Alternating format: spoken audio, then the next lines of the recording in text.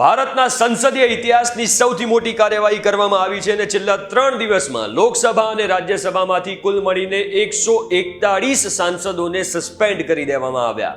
તમને યાદ હોય તો થોડા દિવસ પહેલા જે સંસદમાં સુરક્ષામાં ચૂક થઈ હતી એનો જ આ સાંસદો ઉગ્ર વિરોધ કરી રહ્યા હતા અને વિરોધમાં આ સાંસદો સભાપતિનું અપમાન કરી રહ્યા હોવાના આરોપમાં આ સાંસદોને સસ્પેન્ડ કરાયા છે. ત્યારે કયા નિયમો અંતર્ગત આ સાંસદોને સસ્પેન્ડ કરવામાં આવ્યા છે અને આખો મામલો શું છે થોડું ડિટેલમાં જાણીએ.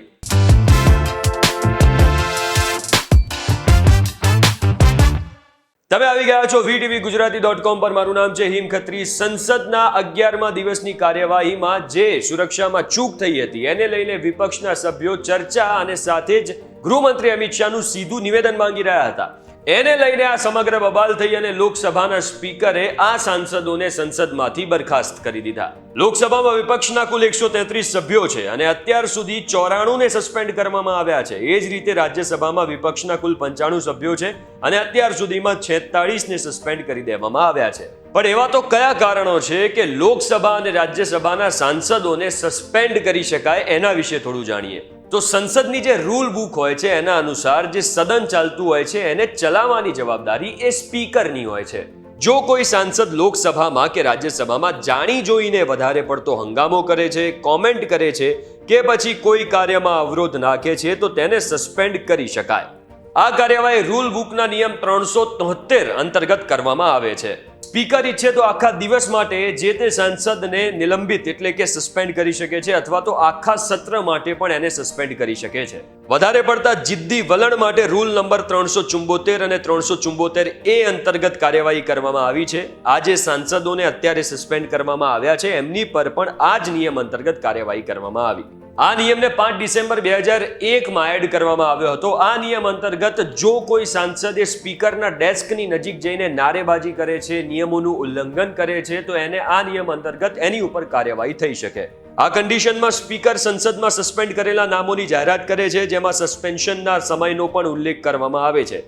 પછી સાંસદના નિવેદન પર આ પ્રસ્તાવને રદ પણ કરી શકાય. રાજ્યસભામાં પણ રૂલ બુકના નિયમ 255 અને 256 અંતર્ગત સેમ કાર્યવાહી કરવામાં આવે છે. હવે હું એ પણ કહી દઉં કે આવું પહેલીવાર નથી. આની પહેલા 1963માં અને 1989માં પણ સંસદમાં આવી જ મોટી કાર્યવાહી કરવામાં આવી હતી એટલે કે સસ્પેન્શનની કાર્યવાહી કરવામાં આવી હતી. 1989માં રાજીવ ગાંધી પ્રધાનમંત્રી હતા અને એ સમયે કોંગ્રેસને પ્રચંડ બહુમત મળ્યો હતો અને એ વખતે અંદાજે 63 સાંસદોને સસ્પેન્ડ કરી દેવામાં આવ્યા હતા અને એ સમયનો મુદ્દો હતો કે ઠક્કર કમિશનની રિપોર્ટ ઉપર હંગામો આ સાંસદો કરી રહ્યા હતા. હવે જે આ ઠક્કર કમિશન છે એણે પૂર્વ પ્રધાનમંત્રી ઇન્દિરા ગાંધીની હત્યાની જે તપાસની જે રિપોર્ટ બનાવી હતી આ ઠક્કર કમિશને બનાવી હતી. 2013માં પણ તેલંગાણા અને આંધ્રપ્રદેશને 2 અલગ રાજ્ય બનાવવા ઉપર 12 સાંસદો વિરોધ કરી રહ્યા હતા. એમને પણ સસ્પેન્ડ કરવામાં આવ્યા હતા. જાન્યુઆરી 2019માં તત્કાલીન લોકસભા સ્પીકર સુમિત્રા મહાજને પણ ટીડીપી અને એઆઈડીએમકેના 45 સાંસદોને આવી જ રીતે હંગામો કરવા પર સસ્પેન્ડ કર્યા હતા.